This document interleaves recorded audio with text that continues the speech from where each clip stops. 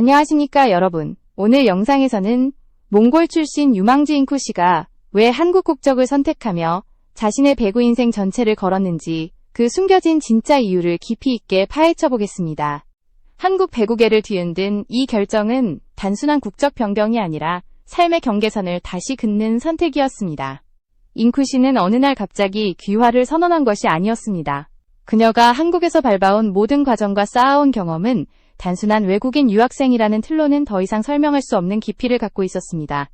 목포에서 시작된 혹독한 훈련과 고교 배구 시스템, 적응대학 무대에서의 성장까지 그녀는 이미 한국식 선수로 변모하고 있었고, 이 변화는 단순한 환경 적응을 넘어 정체성의 근본을 바꾸는 과정이었습니다. 여러분 영상 시청해주셔서 정말 감사합니다. 구독과 좋아요는 제가 계속해서 더 좋은 콘텐츠를 만들 수 있는 가장 큰 힘이 됩니다. 그녀가 선택한 귀화는 안전한 길이 아니었습니다. 오히려 배구 인생을 건 가장 위험한 선택이자 돌아갈 길을 스스로 지워버리는 순간이었습니다. 한국에서 자신을 증명하겠다는 확고한 의지, 그리고 살아남겠다는 절박함이 이 극단적인 결정을 이끌었습니다. 하지만 이 결정이 단순한 무모함이 아니라 철저한 계산 끝에 나온 전략이었다는 사실이 더 큰 충격을 줍니다. 잉쿠 씨는 자신이 외국인이라는 껍데기를 벗어내고 한국 배구의 문법 속에서 완전히 다시 태어났습니다. 훈련 문화, 팀워크, 언어, 경기 운영 방식까지 모든 것을 한국식으로 흡수하며 성장해왔습니다. 그녀를 둘러싼 환경도 달랐습니다. 김연경 감독과의 만남은 단순한 예능 출연 이상의 의미를 가졌고, 그녀가 한국에서 실질적인 지원과 관심을 받고 있다는 강력한 신호였습니다. 그렇다면 질문은 하나로 모입니다. 왜 잉쿠 씨는 지금 이 시점에서 귀화를 선택했는가? 그리고 이 선택은 과연 희망일까 도박일까? 한국 배구는 그녀의 이 과감한 결정을 받아들일 준비가 되어 있는가? 이 모든 질문의 답을 찾기 위해 우리는 잉쿠 씨의 여정을 처음부터 다시 들여다볼 필요가 있습니다. 잉쿠 씨가 한국 배구 시스템 안에서 성장한 과정은 단순한 적응 수준을 넘어 이미 한국형 선수로 재탄생한 사례라고 할 수 있습니다. 2022년 한국 땅을 처음 밟은 순간부터 그녀의 일상은 완전히 한국식 리듬으로 움직이기 시작했습니다. 목포 여상에서의 훈련은 외국인 선수에게 제공되는 배려나 완충장치가 아닌 한국식 지옥 훈련 그 자체였고, 이 경험은 그녀의 신체와 정신을 완전히 바꾸어 놓았습니다. 그녀가 지나온 고교 배구 프로그램은 체력기술팀 전략까지 모든 요소가 한국 배구의 문법에 기반해 있었습니다. 언어의 장벽도 이미 사라졌습니다.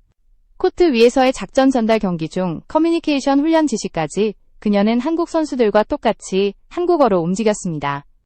대학 진학 이후에는 한국식 경기 운영 방식과 팀워크 문화를 완전히 내재화하며 단순한 외국인 선수가 아닌 한국식 시스템에 완전히 들어온 선수로 자리 잡았습니다. 이 모든 변화는 외부에서 보기에는 한 유학생의 성장이지만 본질적으로는 정체성의 재편이었습니다. 그녀는 단순히 한국에서 배구를 배우는 것이 아니라 한국 배구 안에서 다시 태어난 것입니다. 선수로서의 사고방식, 생활습관, 경기 준비 루틴까지 외국인이라는 외피만 남고 속에는 한국 선수의 DNA가 자리 잡았습니다. 이러한 배경 때문에 많은 팬들과 전문가들은 같은 질문을 던지기 시작했습니다. 과연 잉쿠 씨를 여전히 외국인으로 규정해야 하는가? 한국에서 성장했고 한국 시스템 안에서 완성된 선수를 어디까지 외국인 취급해야 하는가? 한국 배구의 구조적 문제는 이 질문에서 드러나기 시작했습니다. 잉쿠 씨가 한국을 선택한 이유는 돈이 아닌 성장 그리고 미래였습니다. 용병은 한 시즌을 위해 오지만 그녀는 커리어 전체를 한국에서 설계하고 있었습니다. 이 차이는 결정적입니다. 잠깐 머무르는 선수와 한국 배구에 뿌리를 내리고자 하는 선수는 완전히 다른 가치와 잠재력을 가집니다. 그래서 잉쿠 씨의 귀화 선언은 단순한 국적 변경이 아니라 자신이 이미 한국 시스템의 일부라는 사실을 현실로 옮기려는 시도였습니다. 한국에서 만들어진 선수라는 확신, 한국식 배구에서 성장한 선수라는 자부심, 이것이 그녀의 결정에 담긴 본질이었습니다. 이제 문제는 한국 배구가 이런 선수에게 어떤 문을 열어줄 준비가 되어 있는가입니다. 잉쿠 씨가 외국 국적이라는 이유로 묶여버린 성장의 한계는 결국 한국 배구가 스스로 만든 벽이기도 합니다. 그녀의 귀화 선언은 제도를 향해 던진 질문이었고, 동시에 한국 배구의 미래 방향을 묻는 첫 번째 신호였습니다. 그렇다면 다음 단계는 분명합니다. 왜 잉쿠 씨는 쉽게 선택할 수 있는 아시아 쿼터의 길을 버리고 더 위험한 귀화를 선택했는가? 그녀가 마주한 현실은 생각보다 훨씬 냉혹했습니다. 아시아쿼터라는 제도는 겉으로 보기에는 해외 유학생과 성장형 선수들에게 열린 문처럼 보이지만 잉쿠 씨에게 이 제도는 기회가 아닌 벽에 가까웠습니다. 표면적으로는 리그 경쟁력 강화팀 선택권 확대라는 긍정적인 설명이 붙어 있었지만 현실은 그와 정반대였습니다. 2026 시즌부터 아시아쿼터가 드래프트 폐지와 자유계약 체제로 바뀌면서 이 제도는 즉시 전력감만을 요구하는 구조로 변했습니다. 이 변화는 성장 단계에 있는 선수들에게 치명적이었습니다. 국가대표 경력 성인 무대에서의 기록, 이미 완성된 피지컬과 기술력을 갖춘 선수들만이 선택될 수 있는 환경이 되었고, 잉쿠 씨는 이 기준에서 자연스럽게 밀려나게 되었습니다. 작년 아시아쿼터 드래프트에서 지명받지 못했던 경험은 그녀에게 이 제도가 더 이상 자신의 미래를 열어줄 통로가 아니라는 사실을 명확히 보여주었습니다. 팬들이 남긴 댓글은 아시아쿼터는 이미 문이 닫혔다. 잉쿠 씨는 대학생이라 경쟁력이 부족하다. FA 체제에서는 유망주를 데려갈 이유가 없다. 이러한 반응은 감정이 아닌 냉정한 분석에 가까웠습니다. 팀들은 즉시 투입 가능한 직전력을 원했고 성장 가능성을 가진 선수는 고려 대상에서 멀어졌습니다. 이 상황에서 잉쿠 씨가 택할 수 있는 길은 극도로 제한되었습니다. 외국인 선수 슬롯은 더 높은 벽이었고 홍그로운 제도는 존재하지 않았습니다. 한국에서 성장했음에도 제도적으로는 계속 외국인 취급을 받아야 했고 그녀가 노력으로 쌓아 올린 모든 경력은 제도 안에서 활용될 수 없는 상태였습니다. 그래서 잉쿠 씨의 귀화 선택은 단순히 어려운 길을 택한 도전이 아니라 생존을 위한 전략이었습니다. 막힌 문을 억지로 두드리기보다 새로운 문을 스스로 만들어야만 했습니다. 한국에서 쌓은 시간과 성장의 가치를 지켜내기 위해 그녀는 가장 위험하지만 가장 확실한 선택을 한 것입니다. 이제 질문은 더 깊어집니다. 과연 귀화를 통해 얻을 수 있는 현실적인 가능성은 무엇인가? 잉쿠 씨는 귀화 요건을 충족할 수 있는가? 그리고 한국 배구는 이 선택에 어떤 답을 내릴 준비가 되어 있는가? 이러한 문제들은 다음 단계에서 반드시 분석해야 할 핵심 지점입니다. 이제 잉쿠 씨의 귀화 선언에서 가장 핵심이 되는 문제는 바로 귀화 요건과 그 현실성입니다. 많은 팬들이 가장 먼저 지적한 부분은 대한민국 국적법의 일반 귀화 조건이었고 최소 5년 이상 국내에 거주해야 한다는 법적 기준은 변함없는 사실이었습니다. 잉쿠 씨는 2022년에 입국했기 때문에 법적으로는 2027년이 되어야 귀화 요건이 완전히 충족됩니다. 따라서 2026년 V리그 입성은 현실적으로 불가능하다는 의견이 등장할 수밖에 없었으며 이 지적은 감정이 아니라 정확한 팩트였습니다. 하지만 여기서 중요한 포인트는 잉쿠 씨가 이 사실을 몰랐을 리 없다는 점입니다. 그녀의 귀화 선언은 단기적인 진입을 위한 선택이 아니라 장기 커리어 전체를 바라본 결정이었습니다. 1년이나 2년이라는 공백이 생기더라도 한국 국적을 취득해 국내 선수 신분으로 10년 이상의 커리어를 설계하겠다는 전략이었습니다. 아시아쿼터와 외국인 슬롯이 모두 막힌 상황에서 그녀가 선택할 수 있는 길은 결국 귀화뿐이었고 그 판단은 현실에 기반한 결정이었습니다.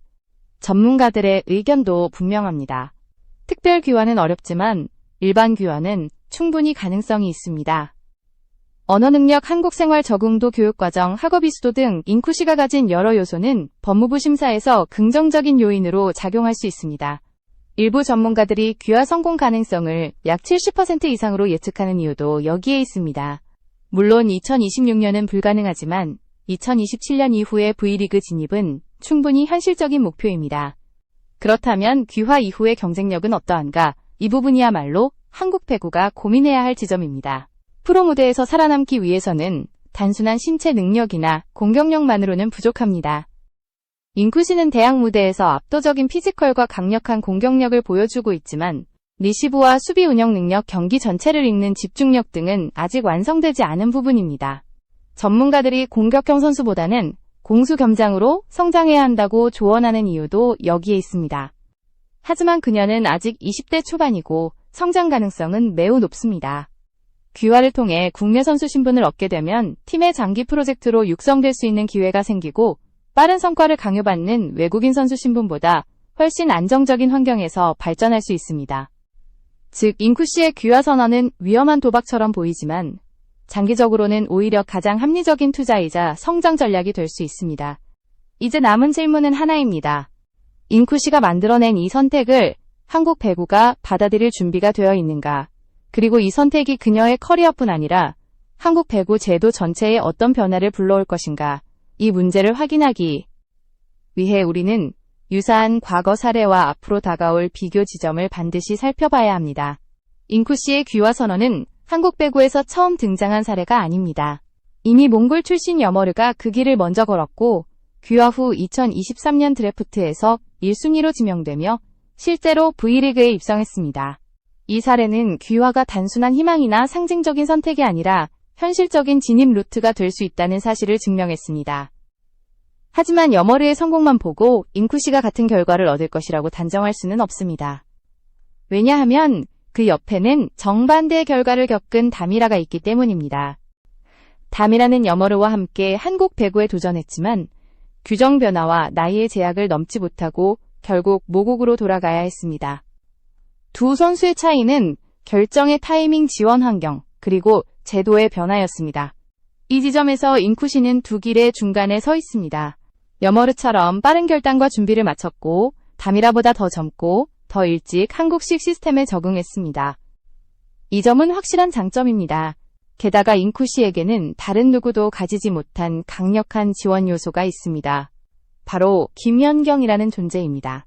김연경과의 만남은 잉쿠 씨에게 단순한 예능의 한 장면이 아니었습니다. 그녀는 프로그램에서 직접적인 피드백을 받았고 실질적인 조언을 들었습니다. 이것은 잉쿠 씨가 한국 배구 시스템 안에서 주목받고 있으며 단순한 외국인 유학생이 아니라 성장 가능한 자원으로 평가받고 있다는 신호였습니다. 김연경의 영향력은 단순한 유명세가 아니라 한국 배구에서 갖는 상징성과 신뢰도 그 자체입니다.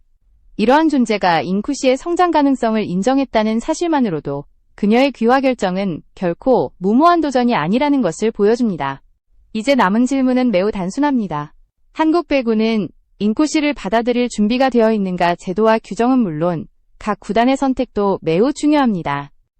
잉쿠 씨는 한국식 시스템에서 자란 선수이며 이미 국내 선수와 동일한 방식으로 성장해왔습니다.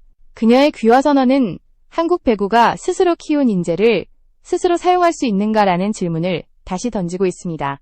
여머르와 다미라의 사례를 모두 보여준 지금 한국 배구는 선택의 기로에 서 있습니다.